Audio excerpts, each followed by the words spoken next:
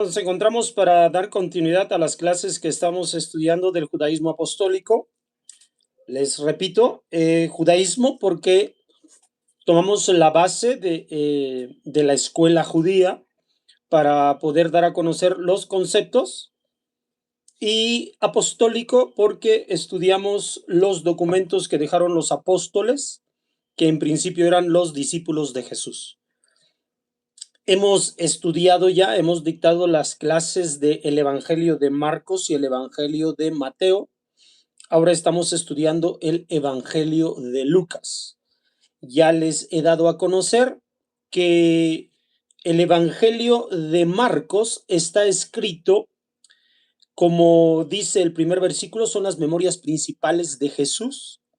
Por lo tanto, está inspirado en brindarles ese contenido a los creyentes, a los ya creyentes en Jesús de aquellos días, de los días de Marcos. Luego, el libro o el Evangelio de Mateo está escrito con el deseo de exponer a Jesús como el Mesías. ¿Para quiénes? Para los judíos. Por lo tanto, este documento, el Evangelio de según San Mateo, está escrito para los judíos. Por lo tanto, se usa términos de la ley judía, para que puedan entender ellos desde la ley judía cuál es cómo es que Jesús cumple como el Mesías. Y ya les he dado a conocer que el Evangelio de Lucas está escrito para los gentiles, y es cómo va a revelar a ellos, cómo se va a revelar a ellos el Mesías. Es muy importante entender esto porque ese es el contexto que envuelve a cada uno de estos documentos. Pues si un creyente en Jesús de origen judío eh, leyera como para sí, en su contexto, lo que dice el libro de Lucas, no comprendería algunas posturas de la ley judía. Y lo mismo, si un gentil leyera el documento de Mateo sin conocer estas ideas del contexto o para quién era dirigido el Evangelio de Mateo, entonces confundirá y pensará que estas cosas están dichos para alguien desde su conocimiento. ¿Por qué digo esto? Ya les he hecho saber, el judaísmo tiene que revelar el conocimiento de Akadosh Baruj Hu desde la posición en la que se encuentra el oyente. En primer lugar, la humanidad viene desde un caos. Esto es lo que llamamos Tohu. Viene desde un caos en el cual no entiende el propósito de su existencia. Está en una situación desordenada en su mente, en su propósito, incluso está lejano de los conceptos de la divinidad. Esto es lo que nosotros llamamos un gentil o un no judío. Y entonces se va a anunciar al Mesías a esta gente que está en esta condición de caos. Esto lo va a hacer el Evangelio según San Lucas. El Evangelio según San Mateo es para los que ya tienen la ley y el orden, que son de entre los judíos, para que podamos entender cómo se revela el Mesías a las personas que vivimos de acuerdo a la ley judía. Lo importante de esto es que se revele el Mesías, porque la revelación del Mesías, que es lo que vamos a tratar hoy en día, es lo sustancial del conocimiento de Akadosh Baruj Hu. No es estar en caos, no es el orden que establece la ley, sino que podamos entender y conocer la revelación del Mesías. No a nivel únicamente externo, ajeno, sino también a nivel interno, a nivel nuestro. Entonces, esto es muy importante, como les digo, poder conocer. Ahora, ya hemos revisado el Evangelio según San Lucas, ya hemos revisado hasta el capítulo 5, incluso llegamos hasta el versículo 19. Ahora vamos a estudiar a partir del versículo 20. Pongámonos en antecedente, porque como ya hemos revisado algunas cosas de los evangelios anteriores, y hay un concepto que se conoce como los evangelios sinópticos. Marcos, Mateo y Lucas precisamente forman parte de esos evangelios sinópticos, por lo cual lo que quiere decir es que comparten algunos pasajes, y hay pasajes que no comparten, y es donde trato de detenerme un poco más para explicarlos. Pero obviamente, como tenemos esta situación de que el Evangelio de Lucas es un mensaje para los que no han conocido la ley de Akadosh Baruj Hu, entonces, ¿cómo se va a revelar a ellos Jesús como el Mesías sin el conocimiento de la ley, sin las ordenanzas de la ley? Porque para un judío está el Evangelio según San Mateo, porque de acuerdo a la forma en la que vivimos al guardar la ley, se nos va a revelar que Jesús es el Mesías. Y no va a ser revelado Jesús como el Mesías, sino es porque precisamente entendemos ese contexto, entendemos la cosmovisión de cada uno, porque no es la misma perspectiva de la vida que tiene un judío que la que tiene un gentil. Pero que llegue a conocimiento de que Jesús es el Mesías, sí es lo importante en esto. Justamente de esto vamos a hablar. Entonces, el contexto es este. El pueblo de Israel, nuestro pueblo, está en los días del primer siglo, a finales del segundo templo. Hay vivencias que están exigiéndose, u obediencias que están exigiéndose de parte de los fariseos, de las autoridades religiosas, presionadas también por siempre la tradición que viene desde los días de los profetas. Pero sin embargo, incluso los propios profetas exigían una conducta y exigían una aplicación de la ley muy diferente a como la comprendían incluso los sabios del propio pueblo. Porque nuestro pueblo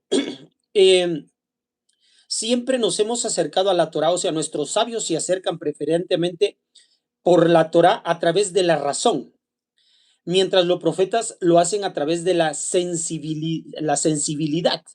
Entonces, tenemos dos conceptos diferentes, dos revelaciones diferentes, porque, repito, los profetas lo hacen desde la sensibilidad y las autoridades religiosas, los fariseos, los saduceos que existían en los días de Jesús, lo hacen desde la razón. Entonces, la razón siempre encierra un juicio, siempre encierra el juzgar, siempre se mira la ley como una situación de agravantes para el que viola o transgrede la ley.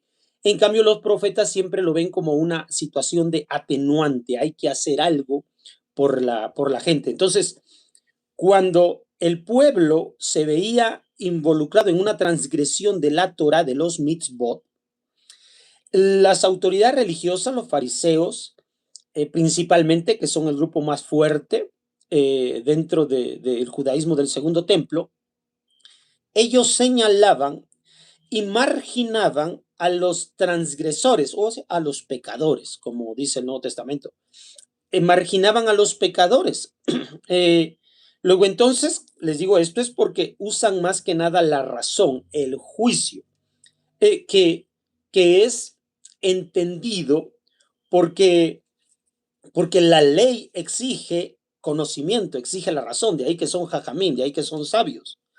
Pero también existe la perspectiva que los profetas siempre han revelado, que es la sensibilidad, es decir, la de más bien gestionar atenuantes para siempre permitir que el pueblo, la gente, que el grueso de la gente se mantenga cercana a Hakadosh Baruj Hu. Entonces, estas son las diferencias que había. Por lo tanto, dado que es el pueblo de Dios que se está guiando por medio de los profetas y por medio de las autoridades religiosas de los fariseos en este tiempo, entonces estas dos autoridades coexisten eh, desde los días de la antigüedad hasta los días de Jesús. Lo único que está sucediendo es que el pueblo de Dios, o sea, el resto de la gente, la que tiene por maestros a estas personas, a los líderes religiosos, a los fariseos o a los profetas, como este caso de Juan el Bautista en aquellos días y ahora Jesús apareciendo, eh, estamos viendo entonces que el pueblo de Dios está siendo marginado, está siendo separado. Y esta es lo que está ocurriendo. Ahora, la exigencia de los fariseos siempre va a ser la obediencia a los mandamientos. Y para poder hacer una buena observancia de los mandamientos no se pueden observar si no es por la esmerada dedicación de entender cada detalle que se puede entrever en la Torah, en los mitzvot. Por eso es que los sabios van a definir lo que nosotros conocemos como la halajá, las leyes, las normas que nos van a permitir obedecer todos y cada uno de los mitzvot, ¿ya? Ahora, le digo, lamentablemente, los líderes, los fariseos, entienden más sobre esto una agravante que una atenuante. Entonces, esto es la labor y es entendible por qué de la Torah se puede recibir este mensaje. No estoy diciendo que el mensaje no existe, el mensaje existe así y es completamente racional. Ahora, pero lo que los profetas están anunciando y el énfasis que los profetas hacen es la sensibilidad. Esto que yo les estoy nombrando como la sensibilidad es lo que va a nombrarse como la emuná, como la fe. Esta parte de la sensibilidad. Está dentro de la parte más allá de lo racional. Por eso es que los alcanzan, estos son los profetas y no los sabios. Bueno, entonces, aquí está haciendo mucho énfasis, va a hacer mucho énfasis Lucas, el Evangelio de Lucas, en la fe, en que el individuo, en que el pueblo pueda encontrar la fe. Ya dentro de Mateo se explica más cómo un judío debe entender la revelación de la Torá para hallar el camino de la fe.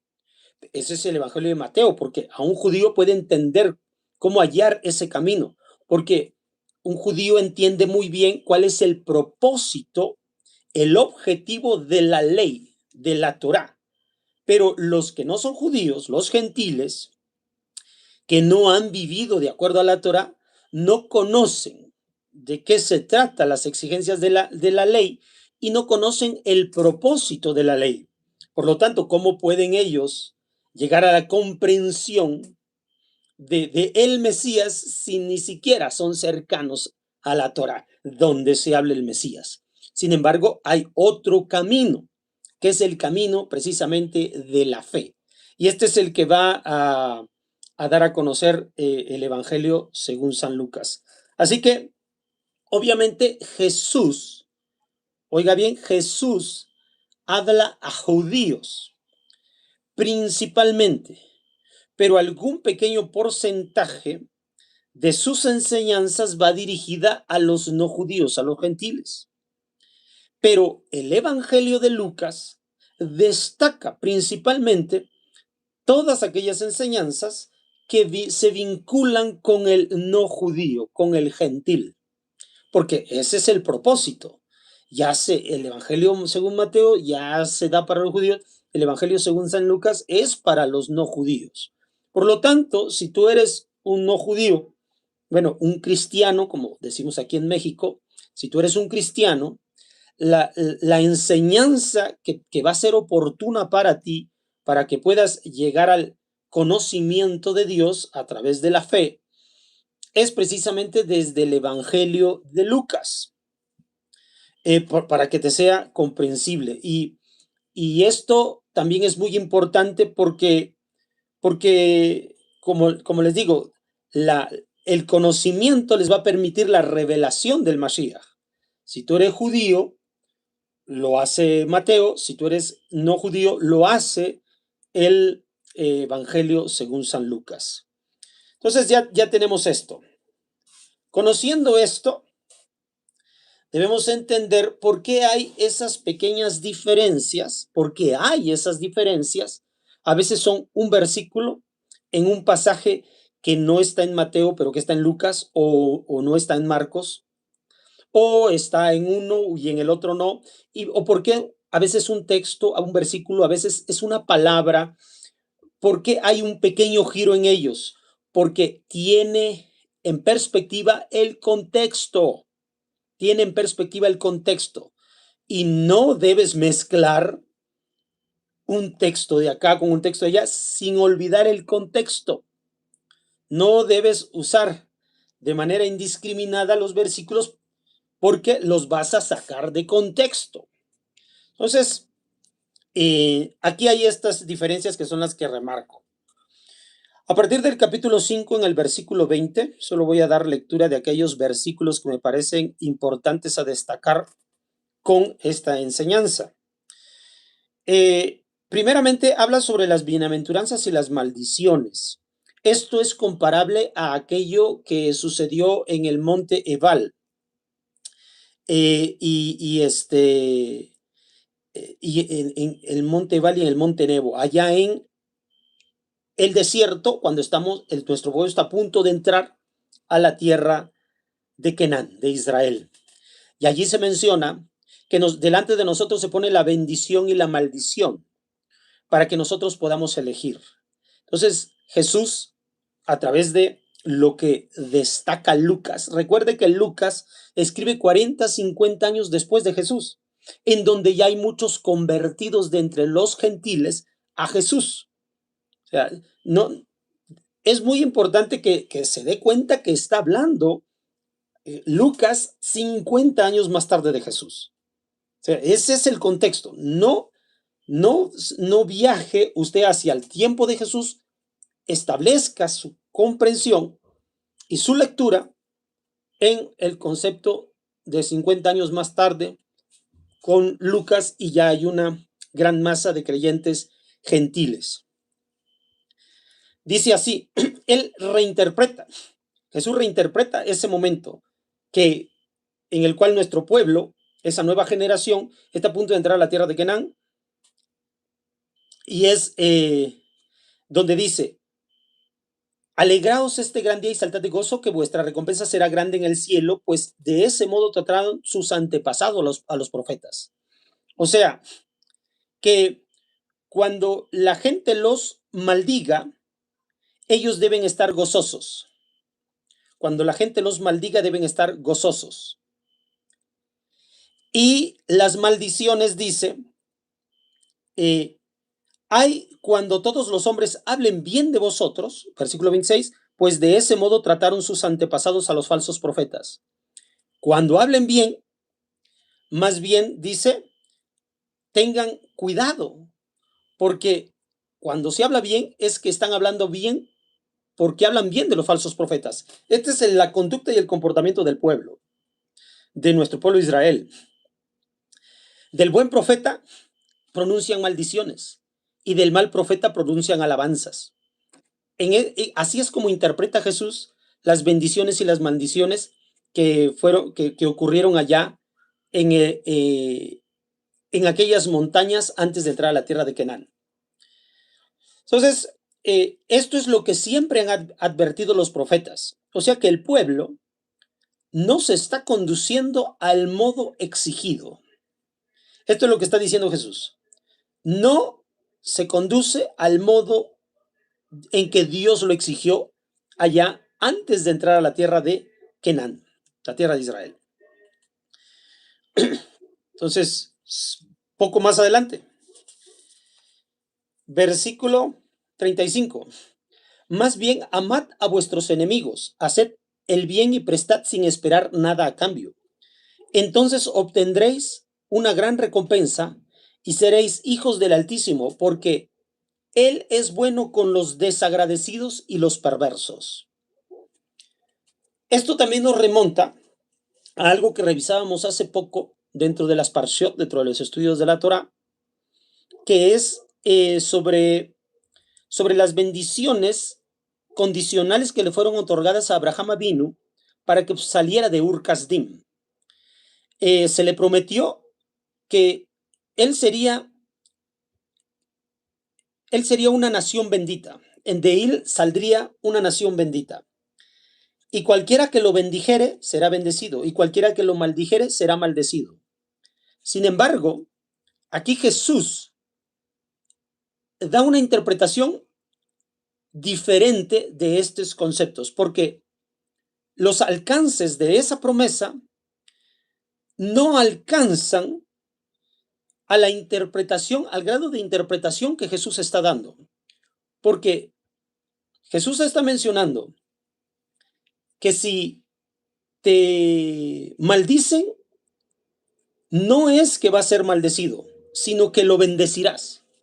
Bendecirás a tus enemigos. De acuerdo a lo prometido a Abraham Avinu, maldito el que lo maldiga y bendito el que lo bendiga. De acuerdo a Jesús, incluso los propios enemigos serán bendecidos.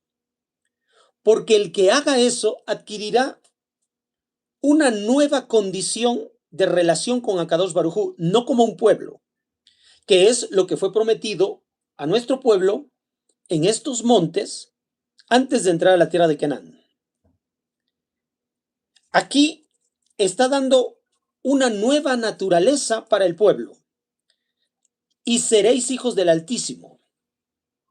Aquella persona que supere incluso lo prometido a Abraham, maldito el que te maldiga y bendito el que te bendiga, eso está en una condición inferior con respecto de lo que Jesús está enseñando aquí y lo que ha enseñado.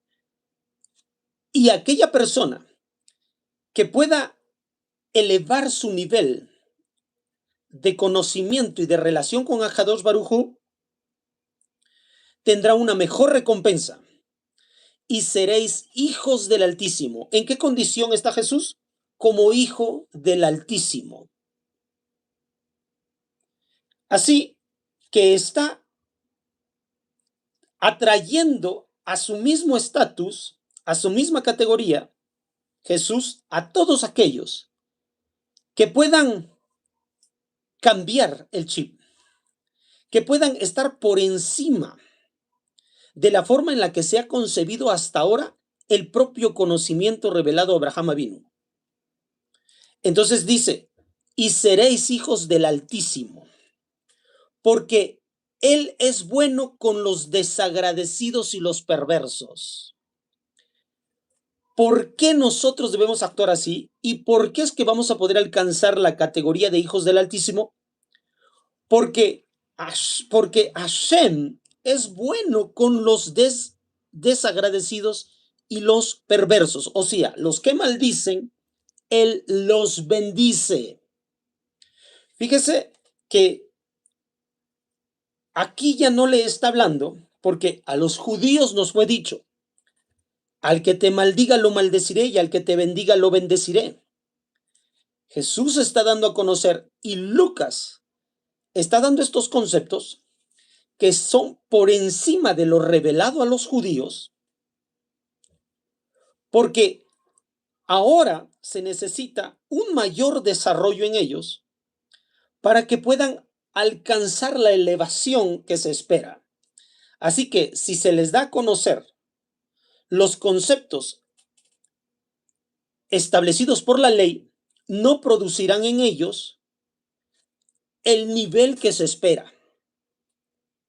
Así que eleva por encima de lo dado a conocer a los judíos lo que él está enseñando.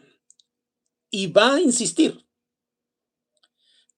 sed compasivos como vuestro Padre es compasivo. sed misericordiosos, como vuestro Padre es misericordioso. Y dice, como vuestro Padre, o sea, ya son hijos del Altísimo. Es decir, tienen que llegar a esta nueva naturaleza. La nueva naturaleza en la que incluso a nuestros propios enemigos vamos a bendecirlos. Y no bendecirlos de dientes para afuera, sino de aplicar bendición para ellos. Más adelante. Entonces, esto, esto es importante porque todos los que son desagradecidos y perversos, ¿qué es lo que hacen las autoridades judías? Los marginan. ¿Por qué? Porque tienen el circuito, tienen el conocimiento. Maldecido el que me maldiga, bendito el que me bendiga. Por lo tanto, si estos hombres se conducen como desagradecidos y perversos, están maldecidos. Por lo tanto, habrá que maldecirlos. Y entonces los marginan y los separan del pueblo de Akadosh Baruj Hu. Mas los profetas siempre buscan la sensibilidad.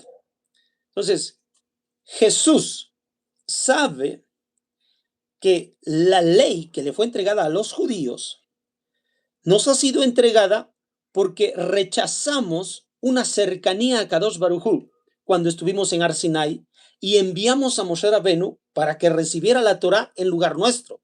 Y después Moshe nos la trajo a nosotros. Entonces, no comulgamos con Kadosh Baruj Hu de forma directa, sino de forma indirecta. Por lo tanto, no fuimos tratados como hijos, sino como siervos. La misma Torah lo dice. Ahora ustedes me son siervos. Antes servían a Faraón, ahora sirven a Kadosh Baruj Hu. O sea, no alcanzamos la categoría de hijos porque no quisimos. Luego entonces tenemos que vivir de una forma ordenada para que no nos acercamos a Hashem y no nos desarrollamos en esa espiritualidad, pudiéramos causar enemistades entre nosotros mismos. Entonces, para evitar esto, nos entregó la Torah para vivir de forma ordenada y no nos comiéramos y nos lastimáramos entre nosotros, entre el propio pueblo. Así que lo que está diciendo aquí Jesús es, ya no son ahora siervos, es decir, son ahora hijos. Y como hijos ya no les corresponde lo de la ley, porque la ley fue entregada para los siervos, no para los hijos. Jesús está en su condición de hijo, Jesús es hijo, y ahora le da al resto que cree y que ama a sus enemigos la categoría de hijos del Altísimo. Por lo tanto, ya no le aplican las cosas que le aplican a los siervos. Y luego entonces está haciendo cercanos a los que las autoridades religiosas, a los que los fariseos están separando. Así que lo que los fariseos separan, Jesús los está acercando. No solamente es tarea de Jesús, Jesús está dejando esta tarea a sus propios oyentes. Por eso les está diciendo, ustedes son hijos del Altísimo. Versículo más adelante, versículo 40. No está el discípulo por encima del maestro, será como el maestro cuando esté perfectamente instruido. Entonces, ¿cuál es la instrucción? Ya está empezando a recibir la instrucción, no va a ser superior a su maestro, porque una de las cosas que nosotros entre los judíos hacemos precisamente es la de ser educado por nuestros maestros, y siempre nuestro maestro mayor fue Moshe Rabenu. Y de ahí hacia acá, o de ahí hacia los profetas, cada vez fue disminuyendo el nivel de revelación entre los profetas, entre los sabios. No era mayor, era siempre inferior a la revelación de Moshe Rabenu. Mas lo que está dando a conocer aquí Jesús es alcanzar el mismo estatus que el maestro, que es en este caso Jesús. Entonces, se está diciendo que por eso son hijos también, porque alcanzarán el mismo estatus del propio Jesús. Él es hijo del Altísimo, también los creyentes serán hijos del Altísimo. Luego, ¿por qué me dices Señor, Señor y no haces lo que digo? Muy importante esto, porque ¿qué ha estado ocurriendo? En últimas fechas me he dado cuenta que a los creyentes en Jesús, que son los cristianos, hay una corriente religiosa que también ha surgido dentro de los mismos cristianos, que está provocando que los no judíos, o está enseñando que los no judíos, que ya creen en Jesús, ahora también tienen que obedecer la ley judía. Y esto no es así si ellos no son judíos, no tienen por qué obedecer la ley judía. La ley judía ha sido entregada para los judíos, no para los no judíos. Porque al final no es esta vida otorgada por la Torah la que se pretende. El objetivo de todo esto es alcanzar el estatus de hijos del Altísimo. Y la ley, la Torah, no nos otorga el estatus de hijo del Altísimo porque lo que la Torah otorga es vivir una vida ordenada, pero no otorga el estatus de hijos del Altísimo. Como ya les digo, nos ha sido entregada precisamente porque estamos en el estado de siervos, no de hijos.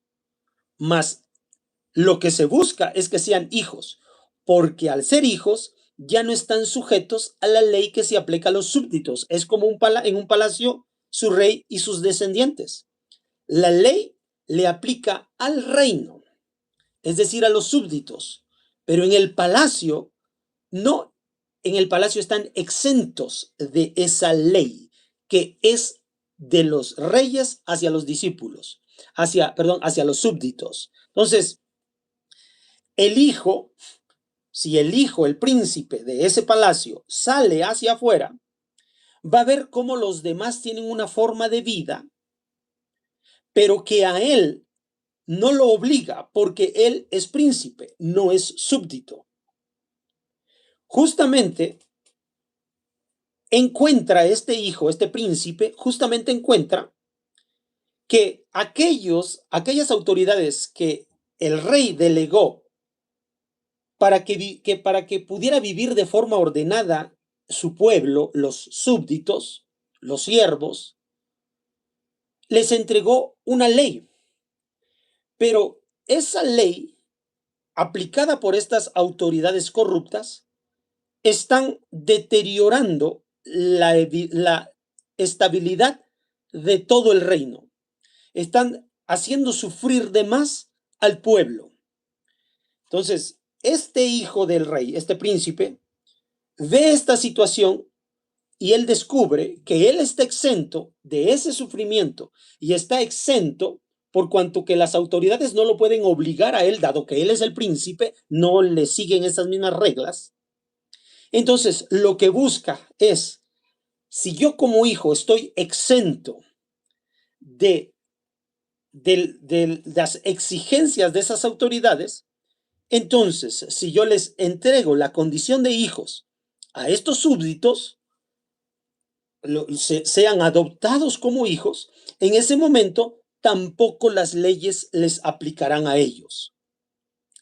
Les serán exentos de esa ley. Estos, pues ahora son hijos y ya no son más súbditos. La ley quedará para los que no puedan todavía reconocer esa buena noticia que el hijo está entregando. La ley seguirá para los que son súbditos. No es que desaparece la ley sigue siendo para los que son súbditos, pero para los que ya son hijos están exentos de esa ley por cuanto que la ley es solamente para esos súbditos. Ese es el trabajo que Jesús está dando a conocer ahora. Y por eso, como no se logra entender, porque lamentablemente dentro del cristianismo lo que ocurre es que solo hay un pensamiento lineal. Las cosas son como yo digo y punto y nada más. Y nadie más entra. Dentro del judaísmo no es así. Dentro del judaísmo precisamente está aquella promesa que Hashem le dijo, y en ti serán benditas todas las familias de la tierra. No que todas las familias van a ser agregadas a Abraham y van a vivir de una vida similar todos, no. Van a alcanzar una bendición en Abraham, pero Abraham tuvo a Ismael, lo que son los muslim, Abraham tuvo a Isaac con Jacob, lo que son los judíos, y Abraham tuvo a Isaac y a Esaf, lo que son los cristianos, y aparte Abraham tuvo a los hijos de Keturah, lo que son otro tipo de creyentes que tal vez ahorita no nos son revelados. Todos somos miembros de la familia, de la descendencia de Abraham. Y los muslim tienen sus enseñanzas y son parte de la fe de Abraham. Los judíos tenemos nuestras normas y somos parte de la familia de Abraham, y los cristianos tienen sus normas y son parte de la familia de Abraham. No es que vamos a vivir del mismo modo, porque percibimos las cosas y nos han sido reveladas las cosas desde la antigüedad de forma distinta. No es de que ahora los musulmanes se vuelvan judíos, o los cristianos vuelvan judíos, o los judíos nos volvamos cristianos, o los judíos nos volvamos musulmanes. No se trata de eso, porque en ti serán benditas todas las familias, te permite entender que tu pensamiento debe ser abierto, debe ser amplio, debe ser arbóreo, como decimos dentro del pensamiento de la neurociencia.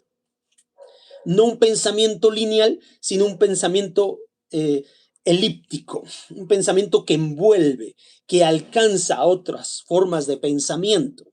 Eso es lo que hace el judaísmo. Por eso dentro del judaísmo no hacemos proselitismo. Es decir, no hacemos que otra gente se convierta a nosotros o que viva de acuerdo a nuestras normas. Eso no hacemos dentro del judaísmo. Ahora, entiendo que sí los musulmanes hacen eso y sí los cristianos hacen eso, y por eso los cristianos creen que todos deben vivir al modo en que ellos ya comprenden los preceptos. Pero no, hay que respetar. Akadosh Baruj Hu, para eso le entregó a los gentiles a Jesús y el Nuevo Testamento, y para eso les entregó el Corán a los muslim, y para eso nos dio a nosotros el Talmud y el Zohar y todos los libros que nosotros hoy tenemos. También ellos tienen diferentes libros, y más libros todavía de los que yo estoy mencionando. Pero es para que lo importante de esto es amad a vuestros enemigos. Esto es lo que dice Jesús. ¿Por qué me decís Señor, Señor, y no hacéis lo que yo os digo? Jesús está hablando a cada uno en particular, y aquí está destacando Lucas este pasaje para que los cristianos, que son los creyentes en Jesús de origen gentil, puedan venir ahora a entender la revelación de la divinidad sobre ellos, como seguir el consejo de Jesús. ¿Cuál es el consejo de Jesús? Amar a vuestros enemigos. Hay que hacer más de lo que la ley exige, porque la ley tiene un alcances de súbdito, no tiene como hijo. O sea, lo que Jesús está enseñando a los gentiles es que alcancen la categoría de hijos. Entonces, más adelante, precisamente, capítulo 7, Lucas tiene que completar esto de manera veraz.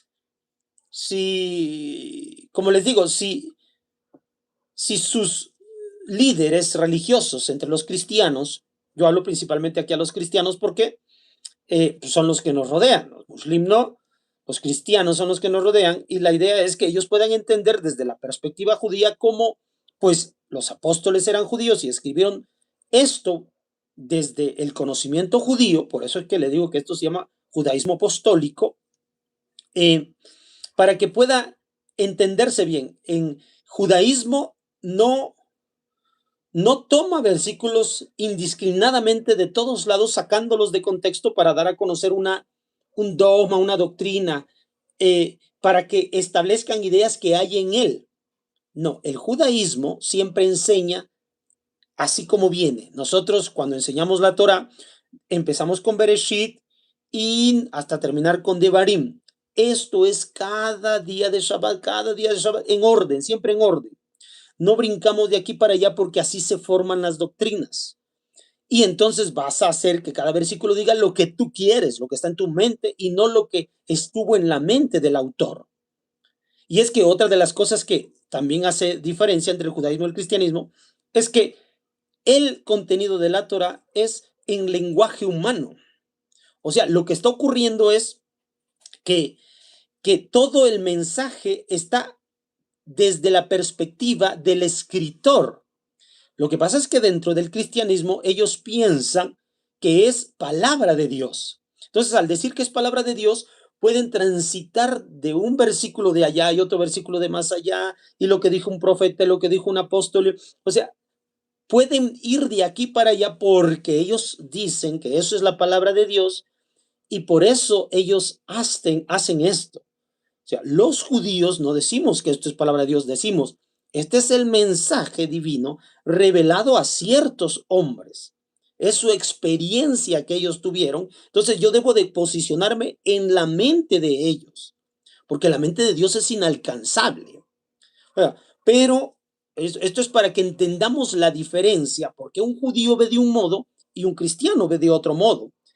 Y aquí es donde están llegando en el error muchos líderes, muchos pastores hoy en día cristianos, están llegando en el error de que como ahora tienen que obedecer lo que dice Señor, Señor, y no hacéis lo que dijo, entonces están pensando en cómo Jesús dijo que en realidad fue Mateo el que registró y con un interés lo registró Mateo así, pues está dando esos conceptos para los judíos. Aquí Lucas está dando estos conceptos para los gentiles. Así que esto debe, debe quedar bastante claro. Y como les digo, aquí va a dar un ejemplo Lucas, va a destacar un evento, algo que sucedió. Recuerde que lo que Lucas está diciendo es histórico. Lo que Lucas está diciendo es histórico. Él dice que lo ha consultado con testigos. Tanto Marcos es lo que se acuerda, tanto Mateo es tomando textos de los profetas y de la Torah para dar a conocer que Jesús es el Mesías. Lucas está tomando el testimonio de la gente. Entonces, y lo va a organizar en función de lo que quiere revelar, de lo que quiere manifestar. Recuerde que Lucas es compañero de predicación del apóstol Pablo, y el apóstol Pablo y él están entregados a los gentiles. Y lo más importante para los gentiles es la fe. Lo que para los judíos es la observancia de los mandamientos, para los gentiles es la fe. Entonces, leo aquí, sí, capítulo 7, a partir del versículo 1. Cuando Jesús terminó de hablar a la gente, entró en Cafarnaúm. Un siervo de un centurión muy querido de se encontraba enfermo y a punto de morir. El centurión, que había oído hablar de Jesús, le envió unos ancianos de los judíos, porque el centurión es romano, para rogarle que viniera y salvara a su siervo, o sea, un gentil. Cuando estos llegaron ante Jesús, le suplicaron con insistencia: merece que se lo concedas. Hablan los ancianos en favor de este centurión romano. Jesús se fue con ellos. Estando ya no lejos de la casa. ¿Por qué dice? ¿Por qué merece? Porque ama a nuestro pueblo y él mismo nos ha edificado la sinagoga. O sea, tiene méritos el gentil. Jesús se fue con ellos. Estando ya no lejos de la casa, envió el centurión a unos amigos a decirles: Señor, no te molestes, porque no soy digno de que entres bajo mi techo. Esto lo sabe el centurión porque sabe que un judío, por la ley judía, no puede entrar a la casa de un gentil. Pero aquí se va a narrar algo importante. O sea, conoce la ley judía, pues hay ancianos judíos, él construyó la sinagoga, conoce la ley judía, el centurión romano. Entonces, por eso ni siquiera me consideré digno de salir a tu encuentro, porque de acuerdo a la ley judía, judíos y gentiles, hay que conocer ciertas leyes para poder estar en relación. Pero Jesús precisamente está dando a interpretar muchas cosas desde el libro de Mateo, de acuerdo a lo que dijo Mateo. Mándalo de palabra y quede sano mi criado, porque también yo, que soy un subalterno, tengo soldados a mis órdenes y digo, a este vete y va, y a otro ven y viene, y a mi siervo haz esto y lo hace. Al oír esto, Jesús quedó admirado de él y volviéndose a la muchedumbre que le seguía, les dijo, judíos, la muchedumbre con él, os aseguro que ni en Israel he encontrado una fe tan grande. Ahí está, la palabra fe, lo que se le exige a los no judíos, a los gentiles. Fe. También se le exige a los de Israel. Pero, dice Jesús, ni siquiera en Israel he encontrado una fe más grande. Ha comprendido lo que significa la fe, la confianza en la autoridad. Cuando los enviados volvieron a la casa, hallaron al siervo sano. Bueno, entonces, aquí está claro. ¿Por qué Lucas hace énfasis en esto? Porque este es un centurión romano, es decir, es un no judío, es un gentil, y está manifestando fe, por lo tanto, alcanzará la sanidad que busca para su siervo. Entonces, luego dice el versículo 16, y el temor se apoderó de todos y alababan a Dios diciendo, un gran profeta ha surgido entre nosotros y Dios ha visitado a su pueblo. No está hablando de que Jesús sea Dios, eso no puede ser posible, es un hombre, ya lo he dado a conocer, es hijo biológico de José y María. Ser hijo de Dios tiene que ver con el apego que tiene con el cielo, apego que exige a nosotros también para que lo hagamos de este modo, que le está exigiendo a los gentiles para que lo hagan de ese mismo modo. Y el suceso se propagó por toda Judea y por toda la región circunvecina. Bueno, entonces están viendo el poder de un profeta y el profeta sana. Si la gente tiene fe, el poder del profeta se mueve y sana. Esto es importante. Versículo 22. Después les dijo, id y contad a Juan lo que habéis visto y oído, los ciegos ven, los cojos andan, los leprosos quedan limpios, los sordos oyen, los muertos resucitan y se anuncia a los pobres la buena nueva. Y dichoso aquel a quien yo no le sirva de escándalo. Entonces, aquí es porque los discípulos de Juan el Bautista se acercan a Jesús a preguntarle si él es el Mesías que había de venir. Jesús les hace saber, sí, miren, vean todas las buenas obras que están sucediendo. O sea, él está siendo cercano a los desfavorecidos, a los marginados por los fariseos. Ese es el propósito del Mesías. Esas son las buenas nuevas, que está siendo cercanos a los alejados, algo que no están produciendo los fariseos. Él viene y hace eso y lo manifiesta con poder, haciendo todas estas señales y milagros que son históricos, les recuerdo. Y así que esto se le da a conocer a los discípulos de Juan y ahora ya Juan puede estar tranquilo, pues es el que ha estado esperando.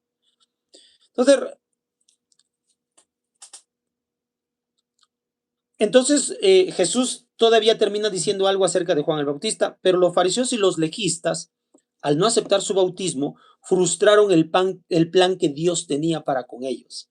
O sea, el propósito de todo esto es que la revelación de Jesús participaran los fariseos, pero como los fariseos no creyeron desde la primera parte del ministerio de Jesús que fue introducida por Juan el Bautista, como ellos rechazaron, entonces se cerraron, se bloquearon, todo lo contrario. Así que frustraron el plan de Dios que Dios tenía para con ellos.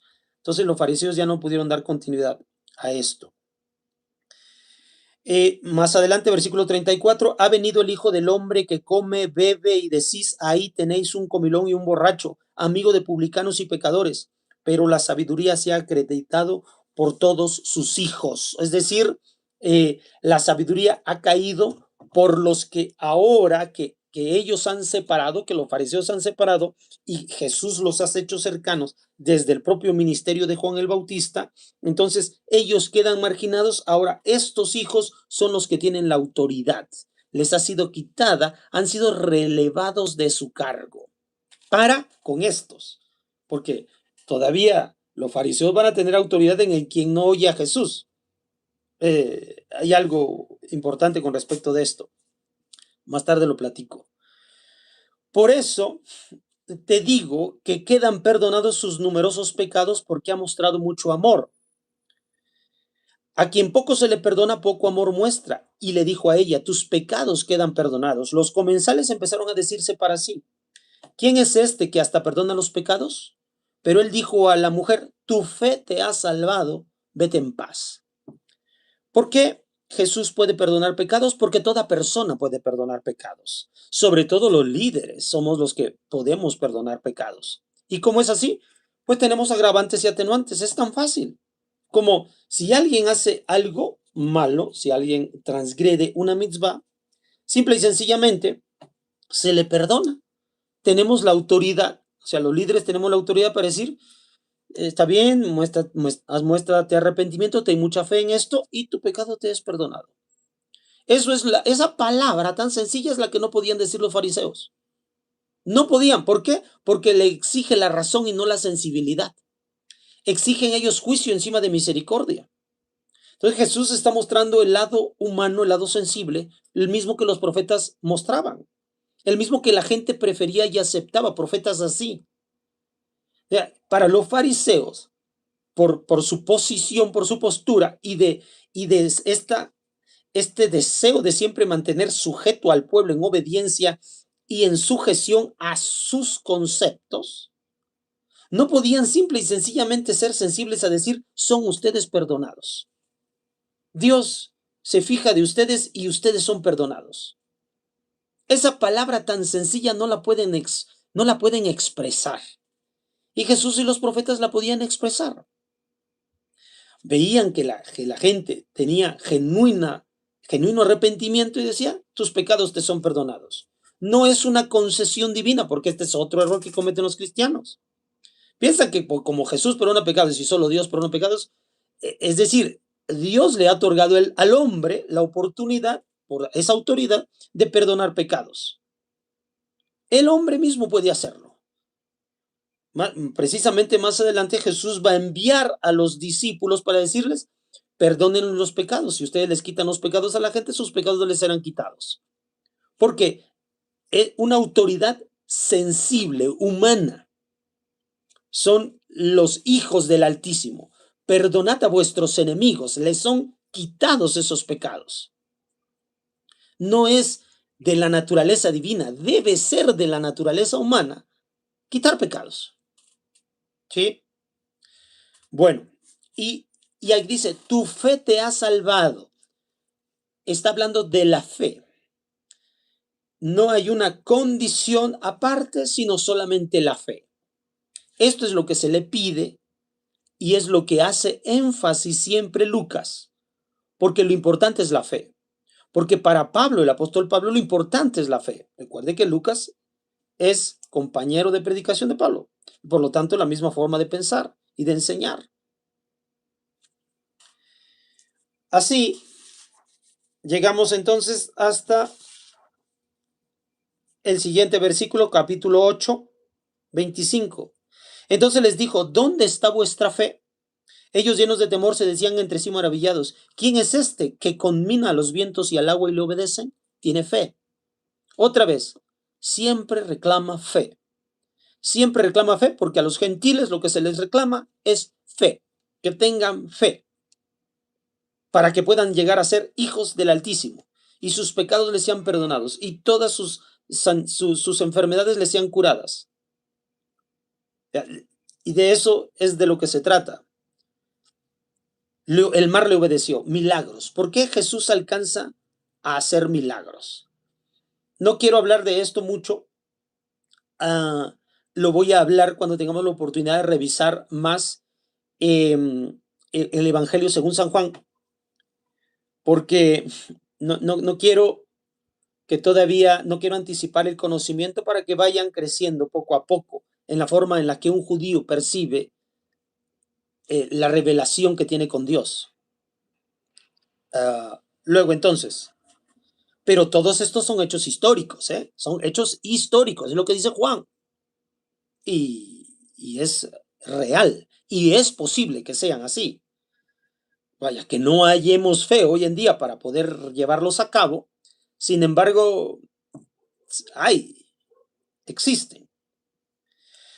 Luego, versículo 28, ¿qué tengo yo contigo, Jesús, Hijo de Dios Altísimo? Ahí, otra vez, Él es el Hijo de Dios.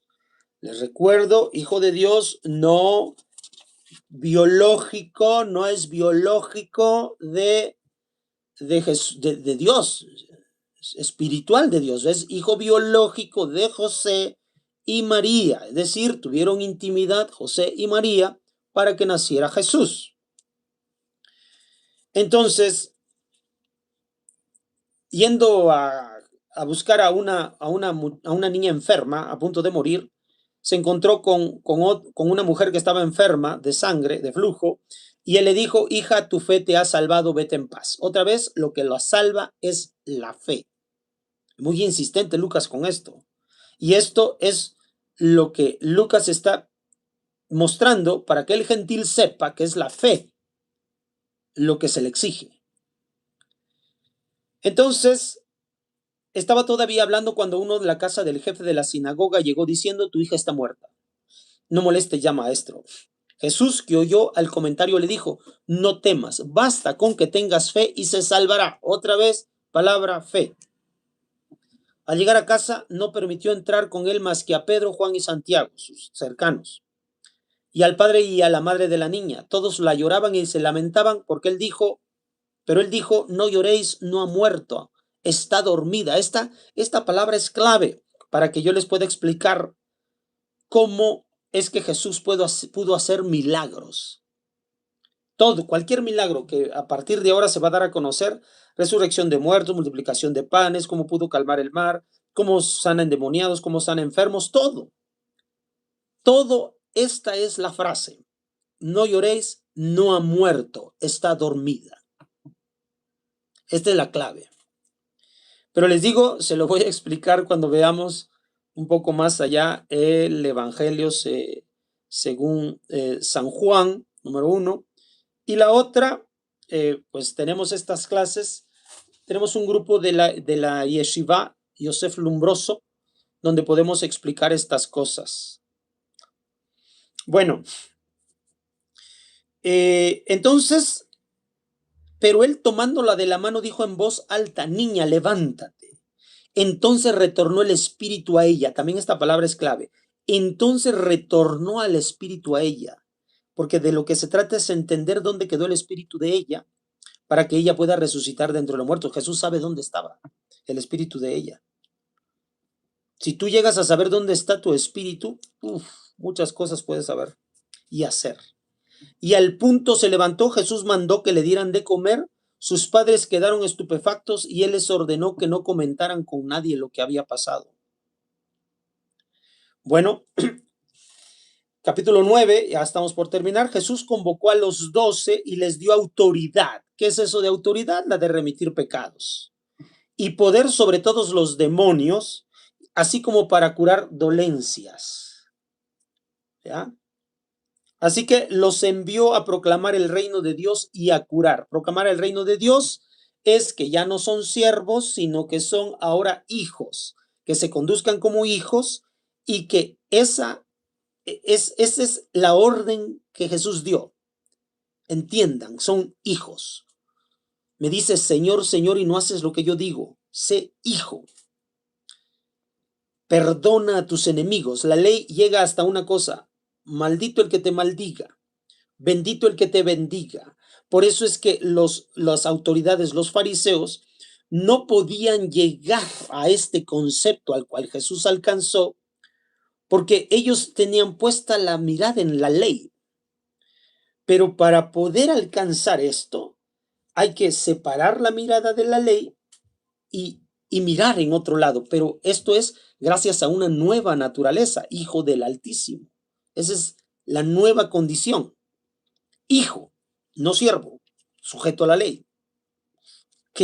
¿Por qué hace tanto énfasis Lucas en esto? Mismo énfasis que yo hago, porque se está hablando a gentiles. Se está hablando a gentiles, a judíos. Entonces, más adelante, capítulo 9, versículo 16, tomó entonces los 5 panes y los 2 peces y levantando los ojos al cielo, pronunció sobre ellos la bendición, los partió y se les fue dado a los discípulos para que a su vez se los sirvieran a la gente. Comieron todos hasta saciarse y se recogieron 12 canastos con troces que le habían sobrado. Esta multiplicación, el milagro que les digo. Algo que quería yo comentar aquí.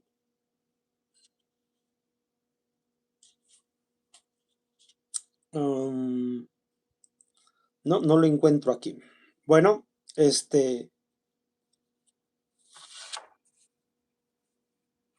ya habrá otra oportunidad para que yo se los comente. No está el texto. O sea, no lo marqué. Entonces, operan estos milagros. Una cosa que también es muy importante. Nosotros estamos para atender a la gente. O sea, el Hijo del Altísimo, los hijos del Altísimo, estamos para servir a los demás, no para ser servidos. Porque otra de las cosas es que muchos líderes se sirven del pueblo para enriquecerse. No es así. O sea, esto es ajeno completamente a lo que hizo Jesús, ajeno completamente al judaísmo. Hoy en día vemos cosas muy distintas, sobre todo en las grandes ciudades, donde los pastores se enriquecen a costa del pueblo, ¿ya? Y no, nosotros estamos para atender a la gente, no para que seamos atendidos. Es decir, nosotros estamos para darles a ellos lo más necesario, no para que ellos cubran a nosotros. Así entonces, continúa el versículo 20, les preguntó, pero vosotros, ¿quién decís que soy yo? Pero contestó, el Cristo de Dios. Entonces les ordenó enérgicamente que no dijeran esto a nadie. ¿Por qué enérgicamente? Porque a esta decisión debe de llegar cada uno en lo particular. Versículo 23, si alguno quiere venir en pos de mí, niéguese a sí mismo, tome su cruz cada día y sígame. Porque quien quiera salvar su vida la perderá, pero quien pierda su vida por mí la salvará. Esto es clave también, porque la idea de esto es la negación de sí mismo. Tú no existes, tú eres nadie. Esta es la primera clave para que tú seas hijo del Altísimo. Hijo del Altísimo es que tú consideras, tú estás para dar tu vida por el rescate de los demás. Eso es lo que es la enseñanza principal que viene a dar Jesús con su vida misma. Estás aquí para poner tu vida al servicio de los demás, tu vida al rescate de los demás. Es lo primero que tienes que aprender. Y mucho se ha oído. Ama a tu prójimo como a ti mismo. Aquí no, es amas a tu prójimo. Punto. Amas a tu prójimo antes que a ti. Antes que a ti, tú te niegas. ¿Sí? Tú te niegas completamente. Tú estás para dar tu vida por los demás, no por ti, sino por los demás. Por eso es que se va a poder hacer milagros y todo lo demás, porque estás por ellos, no por ti. Versículo 27, pues de verdad os digo que algunos de los aquí presentes no gustarán la muerte hasta que vean el reino de Dios. Otra palabra. No gustarás la muerte hasta que veas el reino de Dios. ¿Qué es el reino de Dios? ¿Cómo se puede encontrar el reino de Dios desde aquí, desde la tierra? Una vez dicho esto, se da a conocer el evento que se conoce como la transfiguración, en donde se presentan Moshe y Eliyahu Hanabí delante de Jesús y se oye una palabra que dice, este es mi hijo, mi elegido, escuchadle. ¿Cómo es que se presentan Moshe y Eliyahu? Una vez que conocen esto, los hombres que estuvieron como testigos con Jesús de este evento, conocieron el reino de Dios. Hasta ahí desearon la muerte. En ese momento desearon la muerte. Desear la muerte en el sentido de yo quisiera alcanzarla también. Porque ¿cómo es que pudo venir Moshe y Eliyahu, Hanabí? ¿Cómo es que pudieron venir?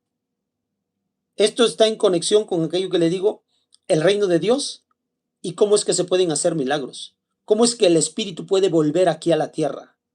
¿Cómo es que se puede saber eso? Lo voy a explicar cuando estemos en el Evangelio según San Mateo, según San Juan. Porque el Evangelio según San Juan ya habla para un creyente de alto grado, ¿sí? De alto grado.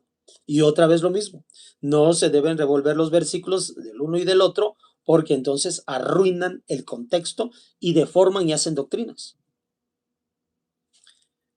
Versículo entonces 41, Jesús exclamó, ay generación incrédula y perversa, ¿hasta cuándo estaré con vosotros y habré de soportaros? Entonces, se exige la fe, lo que no, lo que debe desaparecer es la incredulidad. La incredulidad es lo que debe desaparecer de la persona. Entonces, ahí es donde también va a ocurrir lo siguiente. Versículo 49, Juan tomó la palabra y dijo, Maestro, hemos visto a uno que expulsaba demonios en tu nombre y tratamos de impedírselo. ¿Por qué no viene con nosotros? Pero Jesús le contestó, no se lo impidáis, pues el que no está contra vosotros, está por vosotros, está por vosotros. Aquí es donde les digo, donde encaja aquello que les he platicado. Generalmente todos tenemos un pensamiento lineal. Es muy difícil, porque pues, si tú te niegas a ti mismo, es decir, hay otra forma de entenderlo. También el otro entiende, igual que yo, y tiene otras perspectivas y otras cosas le son exigidas. Pero siempre queremos, no está con nosotros, no opina como yo, no vive como yo. Ese es un pensamiento lineal. Y Jesús dice, no, no es así. Hay otros que no caminan con nosotros, pero están también por nosotros. Así que son nuestros hermanos. Muslims son nuestros hermanos, los cristianos son nuestros hermanos, los judíos somos sus hermanos. Aquel que en verdad ha entendido el mensaje como hijo del Altísimo, el mensaje de Jesús, puede llegar a darse cuenta de esto. Bueno, por el momento es todo, nos vemos para la próxima. Shalom.